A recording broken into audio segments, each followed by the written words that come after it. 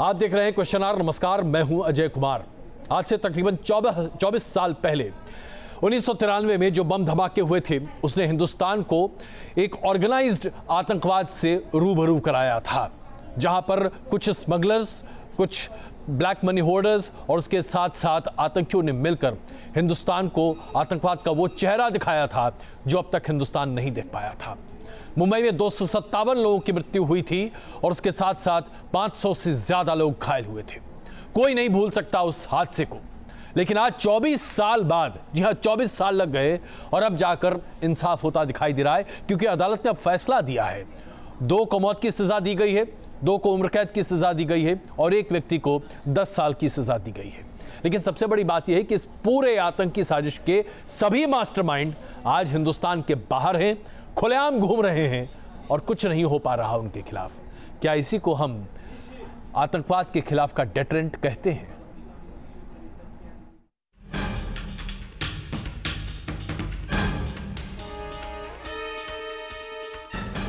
Tahir merchant फांसी, फिरोज अब्दुल राशिद फांसी, अबू सलेम उम्र कैद, करीमुल्लाह उम्र कैद, रियाज सिद्दीकी 10 साल की कैद। 24 साल बाद मुंबई को लहूलुहान करने वालों का हिसाब पूरा हुआ। मुंबई की टाडा कोर्ट ने गुनहगारों को सजा सुना दी। अब ये पांचों सलाखों के पीछे अपने गुनाह का भुगतान करेंगे। इन पांचों के अलावा अदालत ने मुस्तफा दोसा को भी दोषी करार दिया था, लेकिन दिल का दौरा पड़ने से उसकी मौत हो गई और उसे सजा नहीं सुनाई जा सकी। आज कोर्ट ने 2 अभियुक्त को दोषी करार होके आजीवन कारावास, साजिश के आरोप में और मर्डर के आरोप में आज सजा सुनाई है, जिसमें करीमुल्लाह इस अभियुक्त को आजीवन कारावास और अबू सालेम को आजीवन कारावास की कोर्ट ने आज सजा सुनवाई है। बताया जा रहा है कि जब गुनहगारों के किए का हिसाब हो रहा था तो इनके चेहरे की हवाइयां उड़ी हुई थी। गैंगस्टर अबू सलेम को आजीवन कारावास की सजा मिली है, उस पर 2 लाख का जुर्माना भी लगा है। अबू सलेम 93 बम धमाके का मुख्य साजिश करता है। हथियार और विस्फोटक गुजरात से मुंबई लाने से लेकर धमाके की साजिश रचने में वो शामिल रहा। वहीं ताहिर मर्चेंट को सजाए मौत की सजा मिली है। उस पर धमाकों के लिए पैसा जुटाने के साथ साथ कई आरोपियों को ट्रेनिंग के लिए पाकिस्तान भेजने का दोष साबित हुआ था। करीमुल्लाह को उम्र कैद और 2 लाख रुपए के जुर्माने की सजा मिली है। उसने अपने गुर्गे को पाकिस्तान में आतंकी ट्रेनिंग दिलवाई और हथियार और विस्फोटक लाने में मदद की थी। फिरोज राशिद खान को फांसी की सजा मिली है। राशिद दुबई में साजिश के लिए मीटिंग में शामिल हुआ था, हथियार और विस्फोटक लाने में मदद की थी। रियाज सिद्दीकी को 10 साल की सजा मिली है। रियाज अंडरवर्ल्ड डॉन दाऊद इब्राहिम का करीबी है और हमले की साजिश को अंजाम देने में मददगार था। ताहिर मर्चेंट को डेथ हुई है, फिरोज अब्दुल रशीद खान को डेथ हुई है, करीमुल्लाह हुसैन खान को लाइफ हुई है और अबू सलेम को लाइफ हुई है। रियाज सिद्दीकी को 10 साल की सजा हुई है। Definitely we are not happy with the judgement, जाहिर है, बट वो तो जो कानून बैठता है ठीक है। वो ये कहा जाए कि ठीक है, जज साहब का अपना सोचना है, जो उन्होंने सोचा और वो सज़ा दी, बट बेशक इतना ज़्यादा सज़ा जो है वो एक्सपेक्टेशन था ही, no doubt about it, but still जो भी ग्राउंड पे सज़ा हुई है और आगे जो करना है वो इंशाल्लाह हम करेंगे। मुंबई के इन गुनहगारों का हिसाब तो हो गया, लेकिन 257 लोगों की मौत और 700 से ज्यादा लोगों को लहूलुहान करने वाले कई आरोपी अभी भी हिंदुस्तान की पहुंच से दूर हैं। मुंबई से शैलेंद्र सिंह के साथ team News Nation. Dawood Ibrahim, Tiger Memon, इस तरीके के कई नाम हैं जिनकी वजह से 257 लोगों ने अपनी जान खोई थी, लेकिन इनमें से कोई भी आज हमारी गिरफ्त में नहीं है। गिरफ्त तो दूर की बात है, इन पर हम हाथ भी नहीं रख पा रहे, क्योंकि पाकिस्तान और दूसरे मुल्क इन पर हमें हाथ नहीं रखने दे रहे। ऐसे में सवाल ये उठता है कि जिन लोगों को आज इंसाफ मिलने की उम्मीद थी, उन्हें वाकई में इंसाफ मिला क्या? सवाल ये उठता है कि आखिरकार यह अधूरा इंसाफ क्या आतंक के कारोबारियों के लिए जरा सा भी खतरे के सिग्नल के तौर पर देखा जा सकता है? यकीनन नहीं। और सबसे बड़ी बात तो ये है, अगर हम आतंकियों को सजा देने में 24 साल का वक्त लगा सकते हैं, तो इससे ज्यादा और बदतर हालात क्या हो सकते हैं? किसी बड़े आतंकी हमले के बाद पकड़े गए लोगों को फौरन सजा नहीं दी जाए तो उससे ज्यादा बड़ा अपराध और क्या हो सकता है।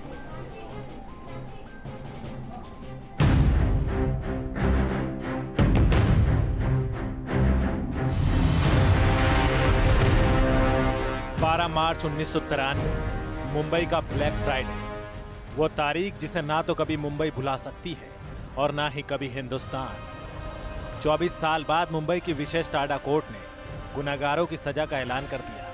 2 आरोपियों को फांसी की सजा भी सुनाई गई, लेकिन सवाल है कि क्या सीरियल धमाकों का सितम झेलने वाले लोगों को पूरा इंसाफ मिल गया। 12 मार्च 1993 को मुंबई में एक के बाद एक 12 बम धमाके हुए थे। बम धमाकों में 257 लोगों की मौत हुई थी, जबकि 700 से ज्यादा लोग घायल हुए थे। इंसाफ की आस में मुंबई धमाकों के पीड़ितों ने 24 साल गुजार दिए, लेकिन ऐसा एक भी दिन नहीं बीता जब इन लोगों ने ये टीस महसूस नहीं की।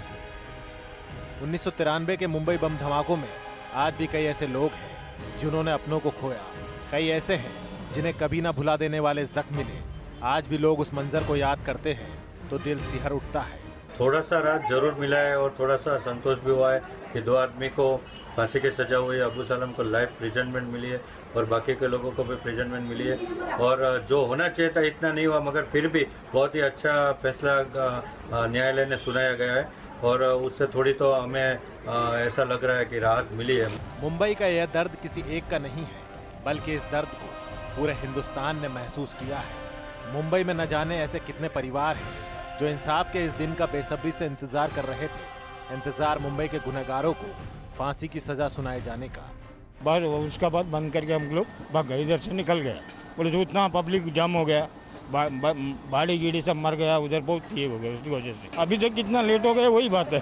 अभी कभी होना मन था, पहले हो जाना चाहिए, पहले होना। क्या है अभी जो रिजल्ट आया है कुछ भी है, बट इट्स वेरी लेट, कोई मतलब नहीं है। आप भी संतुष्ट नहीं है इस फैसले से? नहीं, कोई क्या है, इतना साल के बाद तुम सजा देता है, कोई मतलब ही नहीं ना उसका। क्या है उसका मतलब, क्या है? वो अबू सलेम तो घूम रहा है मस्त मजे में, क्या है उसको लाके क्या है। टाडा कोर्ट के फैसले के बाद भी सीरियल धमाकों के असली गुनहगार अब भी कानून की गिरफ्त से कोसों दूर है। अभी इस मामले में underworld don Dawood Ibrahim, Tiger Memon समेत 27 आरोपी फरार हैं। अबू सलेम फांसी की सजा से बच गया है, टाइगर मेमन बाहर छिपा है। असली गुनहगार दाऊद पाकिस्तान में पनाह लिए बैठा है। मुंबई को असली इंसाफ तब मिलेगा जब मुंबई को लहूलुहान करने की साजिश रचने वाले तमाम दरिंदों को उनके किए की सजा मिलेगी। Shailendra Singh, news nation, Mumbai. और आइए बात करते हैं अबू सलेम की। अबू सलेम दरअसल हमारी गिरफ्त में नहीं आया था, पुर्तगाल में पकड़ा गया था और प्रत्यार्पण संधि के तहत पुर्तगाल से अबू सलेम को हिंदुस्तान लाया गया। और तब भारत सरकार ने यह लिखित तौर पर दिया था कि किसी भी कीमत पर अबू सलेम को फांसी की सजा नहीं हो सकती, लिहाजा उसे उम्र कैद की सजा दी गई है।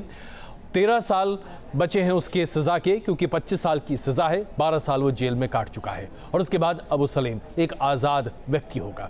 जरा सोचिए, 257 लोगों की मृत्यु जिस आदमी और जिस पूरे गिरोह के माथे पर हो, उस गिरोह के लोग बस 25 साल, महज 25 साल का कारावास काटें और उसके बाद आज़ाद हो जाए, क्या इसे इंसाफ कहते हैं? देर से ही सही, लेकिन अंडरवर्ल्ड डॉन अबू सलेम को 1993 के मुंबई सीरियल ब्लास्ट के लिए सजा मिल ही गई। विशेष टाडा अदालत ने अंडरवर्ल्ड डॉन अबू सलेम को उम्र कैद की सजा सुनाई है। सलेम को 2 अलग अलग मामलों में सजा मिली है, लेकिन दोनों ही सजाएं साथ साथ चलेंगी।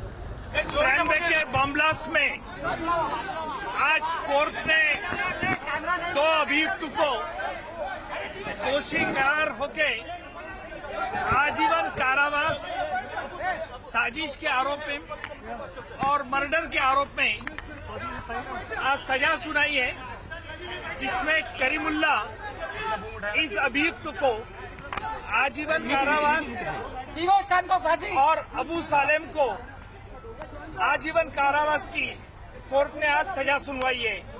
और आज कोर्ट ने अलग अलग धारा में अबू सलेम और करीमुल्ला को अलग अलग सजा सुनाई है और ये सभी सजा इन अभियुक्तों को कंसोलिडेट करके भुगतना होगा। इसके साथ ही अबू सलेम पर 2 लाख का जुर्माना भी लगाया गया है।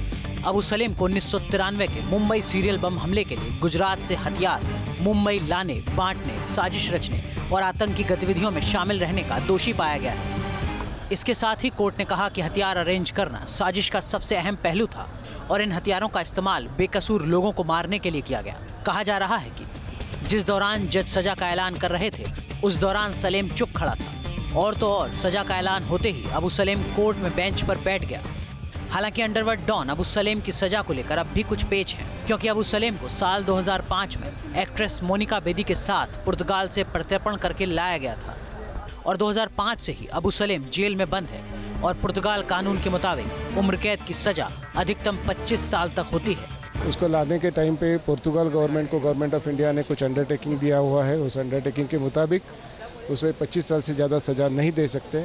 तो अगर गवर्नमेंट ऑफ इंडिया वो ऑर्डर पास करती है तो उसकी सज़ा 25 साल तक कम्यूट हो सकती है। हालांकि 1993 सीरियल ब्लास्ट में दोषियों को सजा सुनाने में हुई देरी को लेकर वरिष्ठ वकील माजिद मेनन ने सवाल उठाए हैं। 24 वर्ष का इसमें विलम्ब हुआ है जो बहुत ज़्यादा है। ये पीड़ित के लिए भी एक निराशा की बात है कि इतना लंबा काल उन्हें इंतजार करना पड़ा, मगर उसमें हम किसी को दोष इसलिए नहीं दे सकते कि ये लोग भारत की सरहद से बाहर भागे हुए थे, इनको लाने में बड़ा समय लग गया। तो महाराष्ट्र के तत्कालीन मुख्यमंत्री सुशील शिंदे ने अदालत के फैसले पर संतोष जताया है। ये बम्बई में जो 93 उसके बाद जो ब्लास्ट हो गए, ये टेररिस्ट के सब ये दहशतवादी लोगों के करतूत है, तो उसको सजा तो मिलनी चाहिए। इस बीच खबर है कि अबू सलेम ने कोर्ट से यूपी की जेल में ट्रांसफर मांगा है ताकि वो बाकी की सजा पूरी कर सके। फिलहाल अबू सलेम समेत सभी दोषी फैसले के खिलाफ हाईकोर्ट में अपील कर सकते हैं। मुंबई से शैलेंद्र सिंह के साथ टीम न्यूज नेशन। और आइए बात करते हैं किस तरह से पाकिस्तान हमारे लिए आज भी सरदर्द बना हुआ है। सेना अध्यक्ष ने स्पष्ट तौर से कहा है कि आज हिंदुस्तान के सामने दो देशों की बड़ी चुनौती है, एक पाकिस्तान से और दूसरा चीन से। इसलिए हिंदुस्तान को इन दोनों देशों को लेकर काफी सजग रहने की आवश्यकता है। ऐसे में उत्तरी कमान के कमांडर ने जिस तरह से आज भारतीय सेना के रुख को साफ किया, वो जतलाता है कि अब भारत पाकिस्तान के द्वारा प्रायोजित आतंकवाद का मुंहतोड़ जवाब देने की तैयारी में है। कहा गया है कि जब जब जरूरत पड़ेगी तब तब नियंत्रण रेखा लांघकर भारतीय फौज पाकिस्तान स्थित आतंकी कैंपों को निस्नाबूद करेगी। तो अब पाकिस्तान के लिए जरा बुरे दिनों की शुरुआत हो गई है। Line of control, it's not a very line which cannot be breached. When we want to, we will be able to breach and go across and strike them when we need. उत्तरी कमान के lieutenant general डीएम्बू का यह बयान बताता है कि भारतीय सेना आतंक के खिलाफ सख्त से सख्त कार्रवाई के लिए तैयार है। मीडिया से बात करते हुए लेफ्टिनेंट जनरल डीएम्बू ने यह भी बताया कि हिंदुस्तान को पूरी जानकारी है कि सरहद पार किस इलाके में कितने टेरर कैंप चल रहे हैं। No, there is large number of terrorist camps and terrorist launch pads all across, both in the south of Pir Panjal and north of Pir Panjal, and it has not decreased. मायने साफ हैं कि कश्मीर के hinterland के साथ साथ अब सेना सरहद पार आतंकी गतिविधियों को भी जवाब देने के लिए खुद को तैयार कर चुकी है और जरूरत पड़ी तो आतंक को जमींदोज करने के लिए सर्जिकल स्ट्राइक जैसे कदम आगे भी उठाए जा सकते हैं। वहीं सेनाध्यक्ष जनरल बिपिन रावत ने कहा है, चीन अपनी ताकत जाहिर करने की तैयारी कर रहा है और पाकिस्तान पारंपरिक तौर पर भारत का प्रतिद्वंदी है, इसीलिए देश को एक साथ दो मोर्चों पर जंग के लिए तैयार रहना होगा। जानकारों का भी मानना है कि पाकिस्तान और चीन की तरफ से खतरा लगातार बढ़ता जा रहा है और ऐसे में भारत के पास तैयार रहने के सिवा दूसरा कोई रास्ता नहीं है। This system may continue because their hunger for land. India has to be ready to meet at any circumstances if China doesn't budge and change its stance. Hence, in both the fronts, India has to be ready because both China and Pakistan are very close friends and will fight together. Doklam और पूर्वी लद्दाख में हुई घटनाओं से ये तो साबित हो गया कि सामरिक तौर पर भारत चीन से दबने वाला नहीं है और अब सेनाध्यक्ष का बयान आना इसी तरफ इशारा करता है कि आने वाले वक्त में भी चीन और पाकिस्तान दोनों से सचेत रहने की जरूरत है। Team news nation. वरिष्ठ पत्रकार गौरी लंकेश जब जिंदा थीं तब भी उन्हें लेकर कई तरह के सवाल उठते थे और हमेशा सुर्खियों में रहती थी, इसलिए क्योंकि कुछ लोग उनके समर्थन में होते थे और कई लोग उनके विरोध में। उनकी हत्या के बाद यह मामला थमा नहीं है। अब राजनीतिक आवरण आ चुका है इस पर। गौरी लंकेश की हत्या को लेकर अब हिंदूवादी ताकतें और तथाकथित तौर पर वामपंथी ताकतों के बीच में कुछ इस तरह की लड़ाई हो रही है कि राजनीति अपने चरम पर है। यहां एक वरिष्ठ पत्रकार की दिन दहाड़े मृत्यु हो गई, उसकी हत्या कर दी गई। बजाय इसके कि जांच को तेजी से आगे बढ़ाया जाए, तमाम बहानेबाजी हो रही है। देखिए आखिरकार हमारे देश का स्तर लगातार कितना गिरता जा रहा है। बेंगलुरु की पत्रकार गौरी लंकेश की हत्या को 48 घंटे से भी ज्यादा का वक्त बीत गया, लेकिन पुलिस के हाथ अब भी खाली है। गौरी की हत्या किसने की? क्या एक हफ्ते पहले ही गौरी की हत्या के लिए की गई थी रैकी? गौरी को गोली मारने वाले लोग कौन थे? गौरी के हत्यारे आखिर कहां फरार हो गए? ये वो सवाल हैं जिनका जवाब अब हर कोई जानना चाहता है, लेकिन किसी के पास फिलहाल इसका जवाब नहीं है। पुलिस आरोपियों की तलाश में छापेमारी जरूर कर रही है, लेकिन गौरी की हत्या अब सियासत का केंद्र बन चुकी है। इस मामले को लेकर आरोप प्रत्यारोप का दौर जारी है। These are all expression of fascistic trends. The private armies of Gorakshaks. The Supreme Court has now come out with saying that it is not a problem, it's not a state-level law and order problem. The central government must invoke the constitutional provisions to ensure that these private armies are not allowed. विपक्ष के पास विचारधारा नाम की कोई चीज नहीं है और अप्रासंगिक होता हुआ विपक्ष राष्ट्रीय स्वयंसेवक संघ के खिलाफ दुष्प्रचार करके उसमें अपनी प्रासंगिकता की संजीवनी ढूंढ रहा है। गौरी हर तरह से कट्टरपंथ के खिलाफ थी, तो दूसरी ओर वो नक्सलियों को मुख्य धारा में लाने की कोशिश भी कर रही थी। और ऐसे में गौरी के भाई जांच में नक्सल एंगल जोड़े जाने की अपील कर रहे हैं, क्योंकि पिछले कई दिनों से नक्सलियों की ओर से भी गौरी को धमकी मिल रही थी। नहीं, नक्सल angle I told that because she was rehabilitating the Naxals to come to mainstream. She was bringing them to mainstream. A couple of people there she brought. In fact, Sirimane Nagaraj and his friend came into the mainstream, leaving Naxalism.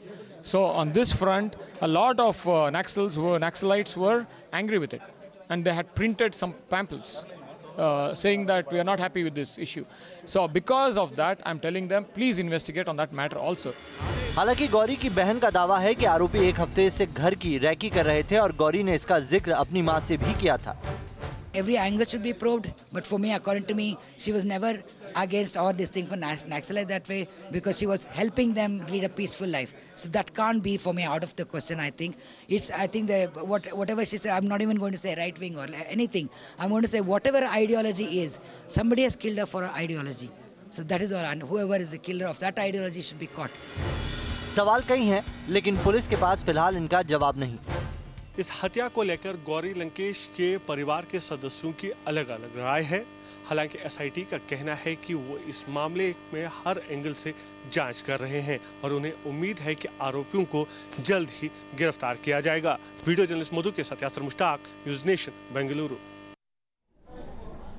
और अब आपके लिए अहम जानकारी, अगर आप हवाई यात्रा करना चाहते हैं, क्योंकि सरकार ने तय किया है कि अगर आप हवाई टिकट खरीदना चाहते हैं तो आपके पास 4 में से एक आइडेंटिफिकेशन, सरकारी आइडेंटिफिकेशन ज़रूर होना चाहिए। चाहे आप घरेलू यात्रा के लिए टिकट बुक करना चाहें या अंतर्राष्ट्रीय यात्रा के लिए टिकट बुक करना चाहें, आपके पास पैन कार्ड का नंबर होना चाहिए या फिर पासपोर्ट का नंबर होना चाहिए या फिर आपके पास आधार कार्ड का नंबर होना चाहिए या फिर आपके पास ड्राइविंग लाइसेंस और उसका नंबर होना चाहिए।